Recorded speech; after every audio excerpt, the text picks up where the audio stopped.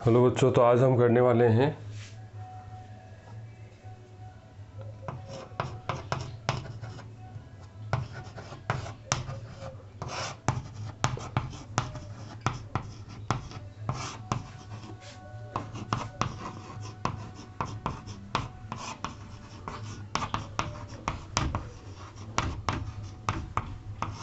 Alkyl halide के बनाने की विधियाँ, methods of preparation of alkyl halide RX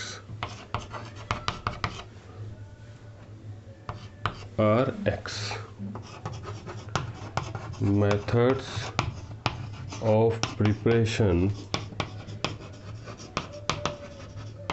of RX बनाने के कुछ मेथड्स। ठीक है, तो इससे पहले हमने इनके नोमेनक्लेचर की बात की थी, इनके नामकरण की बात की थी। ठीक है, IUPAC नाम और कॉमन नेम। तो जो मैंने अभी यहाँ लिखा है एल्किल हैलाइड, तो ये जो एल्किल हैलाइड लिखा है ये RX का कॉमन नेम है। ठीक है, तो पहले तो हम RX के बनाने की मेथड्स देखेंगे और इसके बाद में हम बेंजीन के बनाने के मेथड देखेंगे, फिर डाई हैलाइड बनाएंगे, फिर ट्राई हैलाइड, ठीक है, हेलोफॉर्म, और देन एक हमारे टेट्रा हैलाइड है, उसे भी हम बना के यहाँ इनकी जो मेथड्स है वो देखने वाले हैं। तो अभी आज जो हम कर रहे हैं वो है एल्किल हैलाइड के प्रिपरेशन मेथड। ठीक है, तो सबसे पहला जो मेथड है हम डिस्कस कर रहे हैं यहाँ पर अल्कोहल से,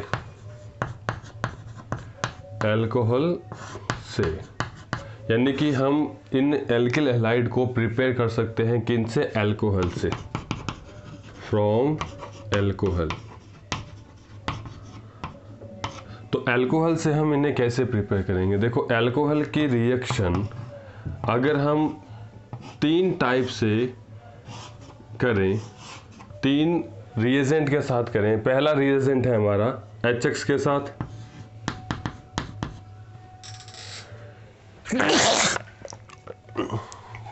और दूसरा रिएजेंट है SOCl2 के साथ, और थर्ड रिएजेंट है PX3 और PX5। तो अल्कोहल जब इन तीनों में से किसी के साथ रिएक्ट होता है तो ये एल्काइल हैलाइड देते हैं। ठीक है, तो इस रिएक्शन में होगा क्या कि ये जो R और O बॉन्ड है ना, ये बॉन्ड यहाँ से टूटता है। जैसे R और बॉन्ड टूटता है, यहाँ जो X नेगेटिव है, जो X नेगेटिव आ रहा है, ये X नेगेटिव इस कार्बन पर अटैक करता है और क्या बनाता है तीनों में? यहाँ बनेगा RX, यहाँ बनेगा RCl, और यहाँ पर भी बनेगा RX plus H2O plus HCl and SO2 and plus PX।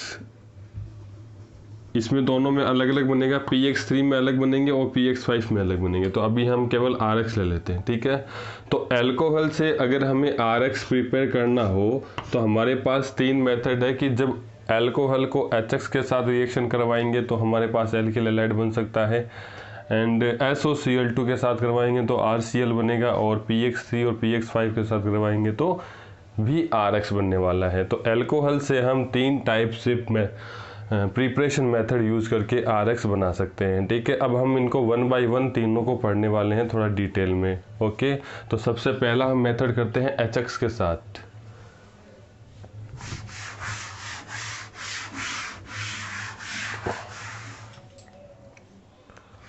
तो सबसे पहला मेथड कर लेते हैं HX के साथ।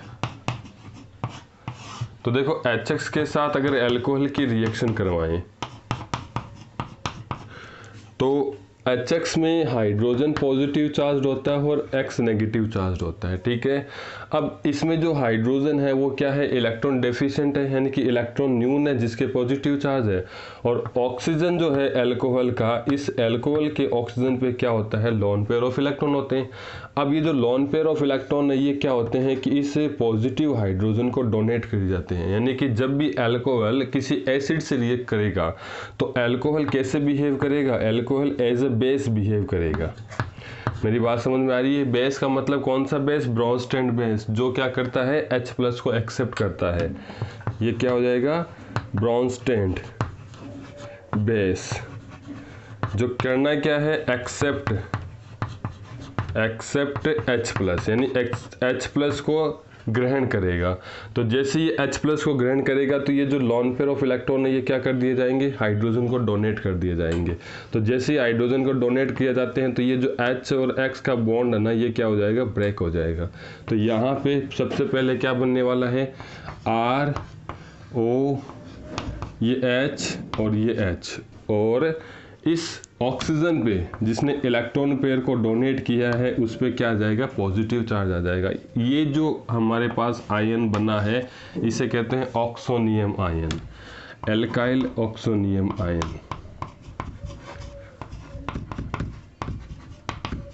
Oxonium ion. अब इस रिएक्शन में ये जो H2O है, ठीक है, तो OH की कंपैरिजन में H2O क्या होता है, एक अच्छा लिविंग ग्रुप होता है, is a good leaving group. ये क्या होगा, गुड लिविंग ग्रुप।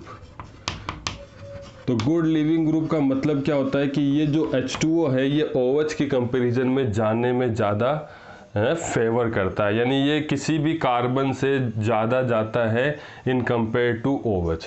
तो यहाँ OH निकालना थोड़ा मुश्किल होता है, लेकिन H2O को यहाँ से निकालना आसान होता है, बिकॉज कि ऑक्सीजन पे पॉजिटिव चार्ज आने के कारण अब ये क्या करेगा कि इस कार्बन के इलेक्ट्रॉनों को अपनी तरफ अट्रैक्ट करेगा, जिससे कार्बन पे क्या आने लग जाएगा, पॉजिटिव चार्ज आने लग जाएगा। अब यही पॉजिटिव चार्ज क्या करता है कि यहाँ का जो बॉन्ड है वो वीक करेगा, और ये बॉन्ड टूटते ही यहाँ क्या था हमारे पास, X- था ना ये, तो X- क्या करता है कि जैसे H2O इस कार्बन से निकलता है तो ये X- इस कार्बन पर अटैक कर देता है और ये यहाँ से बाहर चला जाता है। तो यहाँ क्या बन रहा है, RX+ वाटर। तो ये है फ्रॉम HX से हम RX कैसे प्रिपेयर करते हैं, ठीक है। फॉर एग्जाम्पल, इसमें हम एक एग्जाम्पल की बात कर लेते हैं।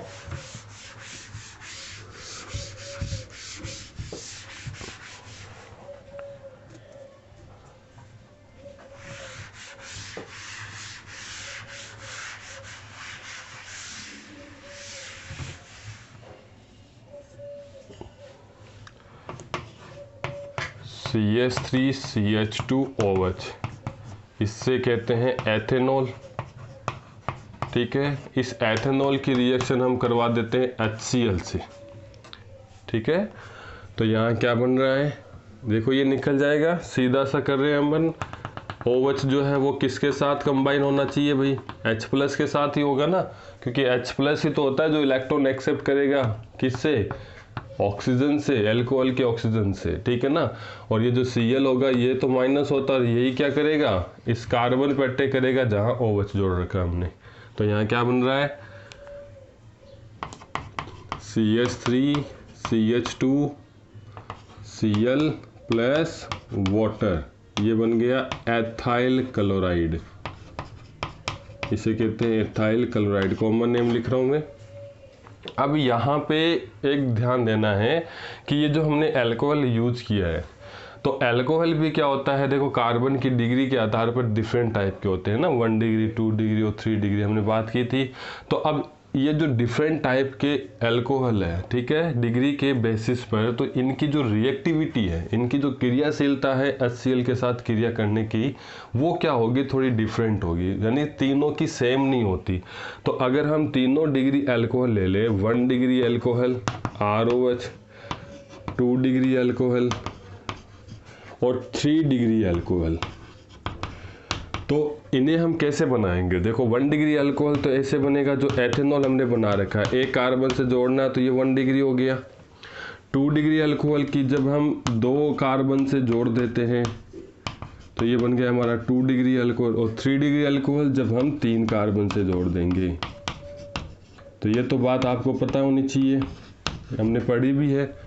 तो अब इन तीनों में सबसे ज़्यादा रिएक्टिव कौन होगा, सबसे ज़्यादा क्रियाशील कौन होगा, देखो ये निर्भर करता है कि जिस कार्बन से OH निकल रहा है उस कार्बन पे क्या आना चाहिए, देखो पॉजिटिव चार्ज आना चाहिए। मेरी बात ध्यान से सुनना कि हमने ROH लिया है, ठीक है। ROH लेने से देखो इस ऑक्सीजन की ज़्यादा विद्युत ऋणात्मकता होती है, तो ऑक्सीजन पे तो क्या आना चाहिए, नेगेटिव चार्ज आना चाहिए ना। और हाइड्रोजन और कार्बन की विद्युत ऋणात्मकता कम होती है, तो इन पे क्या आना चाहिए बच्चों, इन पे आना चाहिए धनात्मक।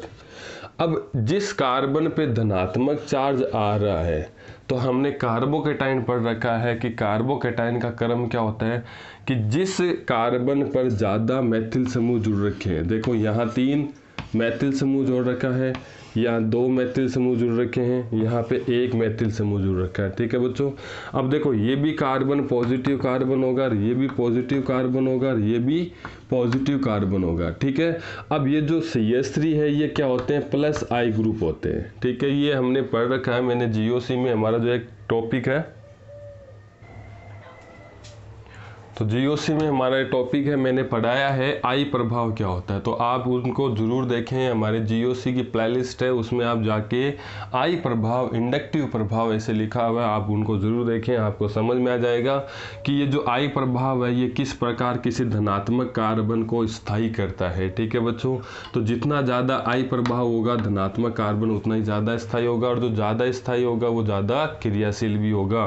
तो यहाँ पर देखो ये वाला जो 3 डिग्री अल्कोहल है, ये क्या होगा, जब भी रिएक्शन में जाएगा तो इसका जो C+ आता है वो ज़्यादा स्थायी है। क्यों, क्योंकि 3 डिग्री कार्बोकेटाइन बनाता है। ठीक है, तो इस केस में अगर हम देखेंगे तो सबसे ज़्यादा क्रियाशील कौन होने वाला है, 3 डिग्री कार्बन। तो ये कौन सा क्रम है बच्चों, क्रियाशीलता का बढ़ता क्रम है, क्रियाशीलता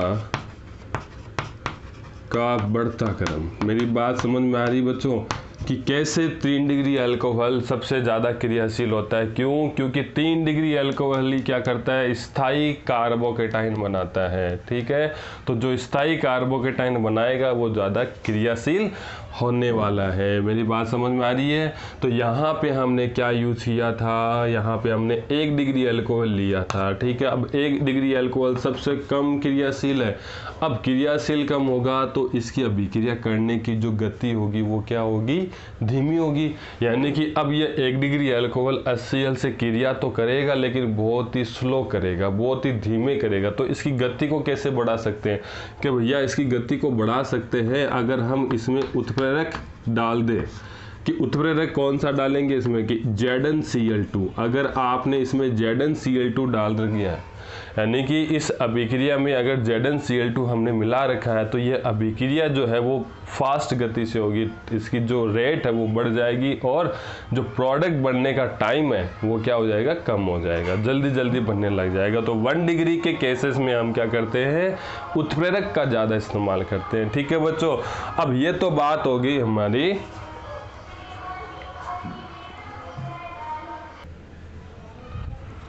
तो ठीक है बच्चों, तो हमने यहाँ पे अल्कोहल की क्रियाशीलता का क्रम देखा, जिसमें 1 डिग्री अल्कोहल सबसे कम क्रियाशील होने वाला है। इसी प्रकार से देखो HCl भी क्या कर रहा है, इससे अभिक्रिया कर रहा है। तो HCl का मतलब हो गया HX। तो अब ये जो HX है ये भी क्या करता है कि अलग अलग प्रकार से अभिक्रिया की गति को दर्शाएगा। HX में हम क्या यूज करते हैं, HX में HCl यूज करते हैं, HBr यूज करते हैं और HI यूज करते हैं। ठीक है बच्चों, एक HF भी होता है, चलो हम HF की भी बात कर लेंगे। ठीक है, अब इन चारों में सबसे ज़्यादा क्रियाशील कौन होगा, यानी इन चारों में से कौन सा जो HX होगा वो अल्कोहल से जल्दी क्रिया करने वाला है। ठीक है बच्चों, तो यहाँ पे हम अगर देखना चाहें इनकी क्रियाशीलता का क्रम, तो हमेशा ध्यान रखना इन चारों में किसी भी जगह अगर हमें ये HX दिया हुआ है और अभिक्रिया करवाई जाती है, ठीक है, कोई भी रिएक्शन हो, चाहे इस चैप्टर की हो चाहे दूसरे कोई ऑर्गेनिक केमिस्ट्री की रिएक्शन हो, तो HX के क्रियाशीलता की बात की जाती है तो हमेशा ध्यान रखना HI जो होगा वो सबसे ज़्यादा क्रियाशील होने वाला है। इसका रीज़न क्या होता है कि इसका जो कारण है वो कारण है इनके HX बंध लंबाई, यानी कि HX बंध लंबाई जितनी ज़्यादा होगी क्रियाशीलता उतनी ही अधिक होने वाली है। तो F से लेके I तक अगर हम आते हैं तो आवर्त सारणी में नीचे की तरफ जाते हैं, और जब हम किसी आवर्त सारणी में समूह में ऊपर से नीचे आते हैं तो साइज क्या होता है, बढ़ता है। यानी कि फ्लोरीन की तुलना में आयोडीन का साइज बहुत बड़ा होता है। जब साइज आयोडीन का बड़ा होगा तो आयोडीन और H के बीच का जो बॉन्ड होगा वो वैसे वैसे क्या होता जाएगा, बढ़ता जाएगा। यानी कि परमाणु का साइज जितना बड़ा होता है उसकी जो बंध लंबाई है वो भी क्या होगी, उतनी ही ज़्यादा होने वाली है। तो HF से HI तक जाने पर क्या बढ़ती है बच्चों, बंध लंबाई बढ़ती है। क्या बढ़ेगी, बंध लंबाई बढ़ती है। बंध लंबाई बढ़ेगी तो इनकी क्रियाशीलता जो है, क्रियाशीलता ये भी क्या होगी बच्चों, बढ़ेगी। यानी कि इस केस में हम देखें तो सबसे ज़्यादा क्रियाशील जो होने वाला है वो है हमारा HI है, क्योंकि सबसे ज़्यादा बंध लंबाई होगी तो बंध कमज़ोर होगा, और बंध कमज़ोर होगा तो जल्दी टूटेगा, और जल्दी टूटेगा तो अभिक्रिया जल्दी होने वाली है। तो ये हो गया आज हमारा जो अल्कोहल का जो फर्स्ट पॉइंट है, किससे, HX के साथ अगर अल्कोहल की क्रिया कर